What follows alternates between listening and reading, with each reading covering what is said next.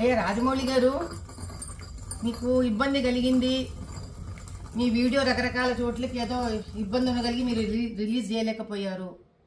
ఎవరి కష్టాలు వాళ్ళకు ఉంటాయి, కాదనట్లేదండి. కానీ ఆంజనేయ స్వామి వెనకుండి నడిపిస్తాడు అని మీ నాన్నగారు అన్నారు. అది ఇప్పుడు భావ్యంగా అనిపించట్లేదు మీకు అన్నారు కదా. పోనీ బాహుబలి సినిమాలో కోట్లు సంపాదించారు కదండి శివలింగాన్ని ఎత్తిపించి పాపం ప్రభాస్ గారితో.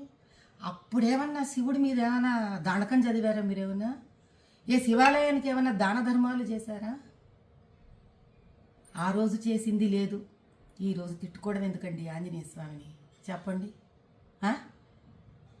కుల వృత్తిలో వ్యక్తులు అంటే కుమ్మరివాడు ఆ కుమ్మరి వస్తువులని, కంసాలివాడు తన కంసాలి వస్తువుని, డాక్టర్ తాను సర్జరీలో వాడే సర్జరీ వస్తువులని, వీటిలన్నిటినీ దైవంగా భావిస్తారండి. భగవంతుడు డబ్బు సంపాదనకి వాడుకోండి, కాదనట్లేదు. కనీసం డబ్బు సంపాదనకి ఉపయోగపడ్డాడు భగవంతుడు అని ఆయన పట్ల ఒక గౌరవం ఉంచడం మీలాంటి వాళ్ళకి, మాలాంటి వాళ్ళకి, మనందరికీ సామాజిక స్ఫూర్తిగా ఉండాలి. ఎందుకంటే ప్రజలు మనని చూసి మన మాట విని చైతన్యవంతమవుతారు.